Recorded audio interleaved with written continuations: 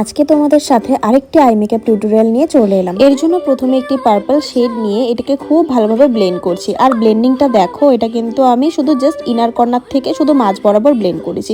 এর উপরে এবার আমি একটি অরেঞ্জ শেড নিয়ে সেটাকেও খুব ভালোভাবে ব্লেন্ড করছি। আউটার কর্নারে কিন্তু এটা যাওয়া যাবে না, কারণ এই আই মেকআপটা আমি একটু ফক্সি টাইপ অফ এর মধ্যে রাখবো।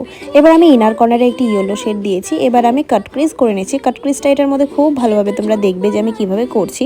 একদম ফুল কাট ক্রিজ করতে হবে। আর কাট ক্রিজটা সবসময় তোমরা যে কোনো কলকা ব্রাশ বা সোনাইয়ের 000 ব্রাশ দিয়ে তোমরা ড্র করে নেবে। এতে কি হবে, কাট ক্রিজটা খুব সুন্দর শার্প হবে। কাট ক্রিজটা এঁকে নেওয়ার পরে আমি মিডিলে কনসিলার দিয়ে খুব ভালোভাবে অ্যাপ্লাই করে নিচ্ছি। কনসিলার অ্যাপ্লাই কিন্তু অল্প পরিমাণে করবে, না হলে কিন্তু ক্রিজ আসার সম্ভাবনা থাকে। এবার খুব ভালোভাবে ব্লেন্ড করে তোমরা ম্যাকের কম্প্যাক্ট দিয়ে সেট করে দেন কালারগুলো ইউজ করতে পারো। এবার আমি একটি ব্রাউন শেড নিয়ে আউটার কর্নার থেকে লাইনার পোর্শনে অ্যাপ্লাই করছি।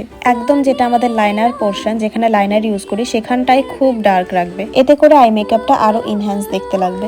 আর বাকি যে কাট ক্রিজ এরিয়াটা রয়েছে সেখানে আমি গোল্ডেন শিমার এবং সিলভার শিমার দিয়ে কভার করে দিয়েছি। এবার ওয়াটার লাইনে কাজল পরিয়ে লোয়ার ল্যাশ লাইনেও আমরা কাজলটাকে বাড়াবো। বাড়িয়ে দিয়ে সেটাকে একটা ছোট ব্লেন্ডিং ব্রাশের সাহায্যে ব্ল্যাক কালার নিয়ে খুব ভালোভাবে স্মাজ করব। আমার এই ভিডিওগুলো তোমাদের জন্য কতটা হেল্পফুল হচ্ছে তা কিন্তু জানাতে একদম ভুলো না। তোমাদের সাথে যতটা পারি আমি কিন্তু স্টেপ বাই স্টেপ টিউটোরিয়াল দেওয়ার চেষ্টা করছি। লোয়ার ল্যাশ লাইনের আমাদের কাজ শেষ। এবার আইব্রো জোনটাকে একটু হাইলাইট করে নেব। হাইলাইট করার পরে আমাদের ইনার কর্নারটাও একটু হাইলাইট করতে হবে। আজকে কিন্তু আমি লাইনার ব্রাশের সাহায্যে কোনো লাইন ড্র করিনি।